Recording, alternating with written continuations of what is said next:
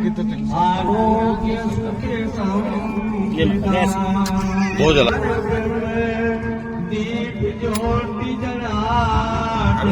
हो गया काम चल बस कहाँ तक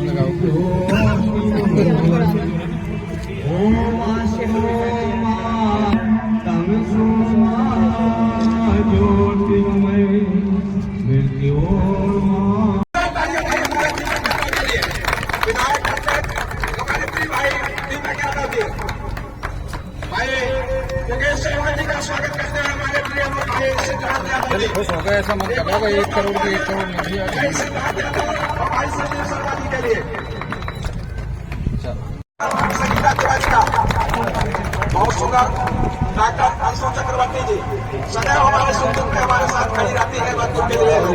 पूरी महिला टीम का जोरदार तालियों से स्वागत कीजिए। एक ऐसी टीम है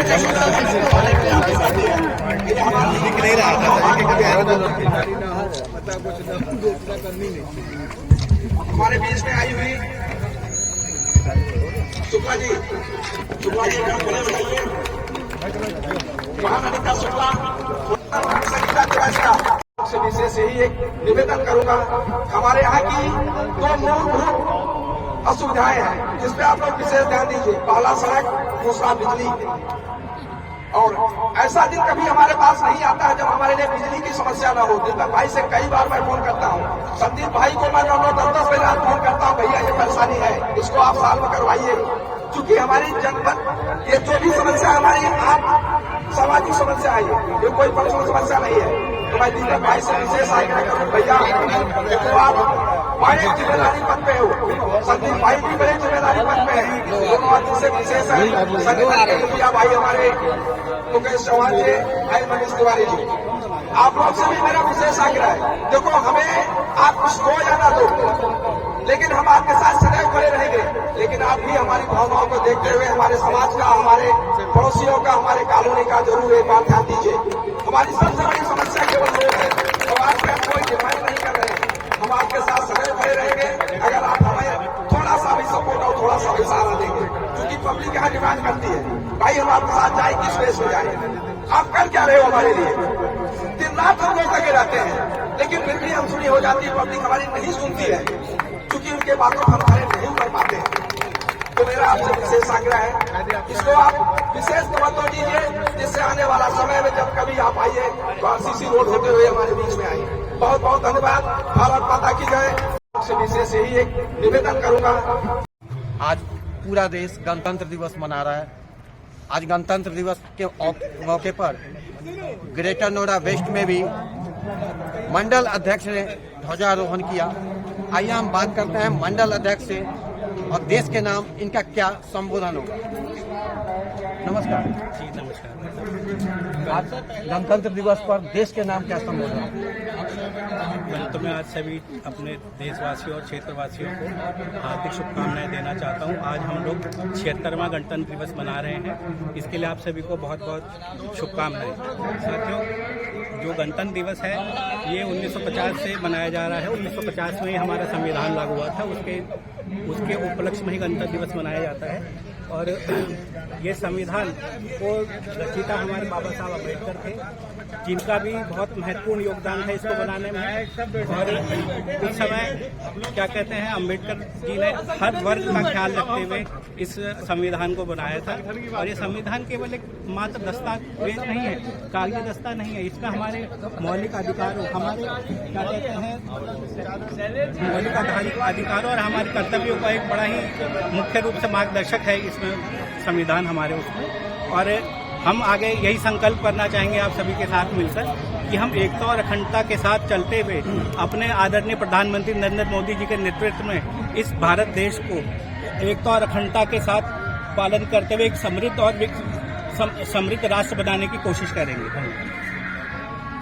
अध्यक्ष जी, आप यहाँ बिसरख मंडल के अध्यक्ष भी हैं ग्रेटर नोएडा वेस्ट में, और जहाँ आप खड़े हैं इस पावन धरती पर, रावण की भी धरती कही जाती है, लेकिन दुनिया आगे बढ़ रही है, स्मार्ट सिटी की तरफ हमारी देश बढ़ रही है, हमारा नोएडा भी स्मार्ट सिटी की तरफ बढ़ रहा है, लेकिन जिस जगह आप खड़े हैं इसकी हालत बद से बदतर हो रही है।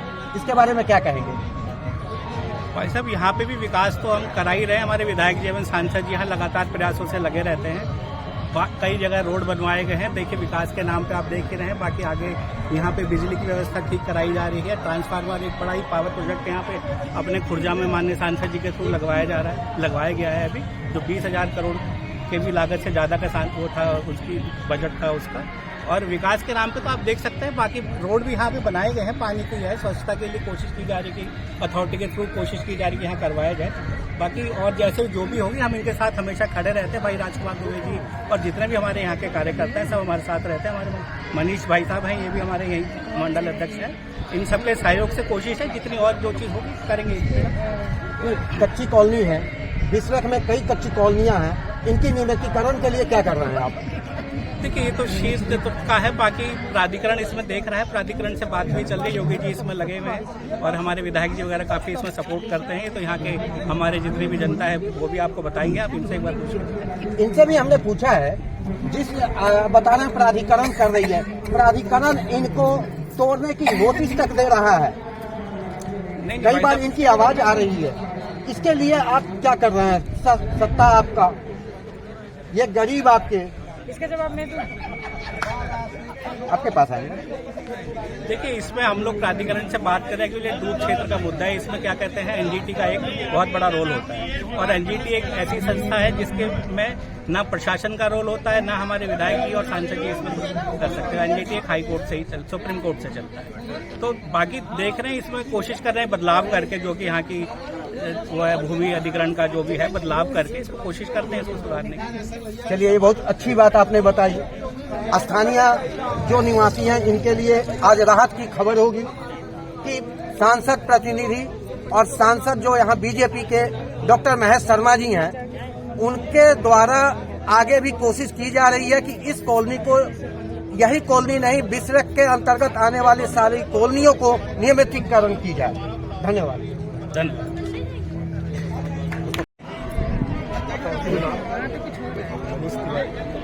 तिवारी जी, आज यहाँ हम बैठे हुए हैं। अब मुझे याद आ रहा है, शायद हमारी आपसे पहले भी मुलाकात हो चुकी है। इस गौतम बुद्ध नगर के ग्रेटर नोएडा वेस्ट के लिए आप क्या संदेश है? देखिए, सर्वप्रथम आज गणतंत्र दिवस की हार्दिक शुभकामनाएं मैं सभी आपके चैनल के माध्यम से, बुलेट न्यूज इंडिया के माध्यम से क्षेत्र के सभी लोगों को हार्दिक शुभकामनाएं देना चाहता हूं।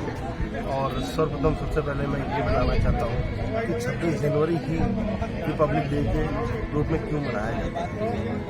इसका बहुत बड़ा महत्वपूर्ण विषय है। सन 1950 में हमारा संविधान लिखा गया जो लागू हुआ है, लेकिन इसकी नींव कहीं सन 1930 आज़ादी के 17 साल पहले रख दी गई थी, जब पूर्ण स्वराज का घोषणा आज के तारीख में 26 जनवरी को हमारे शीर्ष नेतृत्व के लोगों ने दिया था। तो दिन 26 जनवरी था। ठीक उसके सन 1947 में हमें आज़ादी मिला। और आपको पता है कि गुलामी क्या होती है।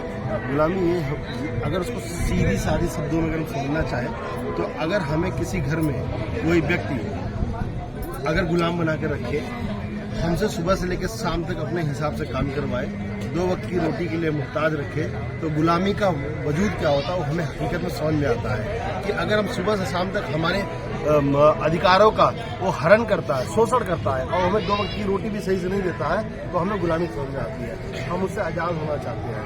ठीक उसी प्रकार हमारा देश पूर्ण रूप से, पूरा भारतवर्ष जो है कि गुलाम था, उस गुलामी से आज़ादी पाने के लिए तो हमारे वीर शहीदों ने, सुभाष चंद्र बोस जी ने, चंद्रशेखर आजाद जी ने, जो है महात्मा गांधी जी ने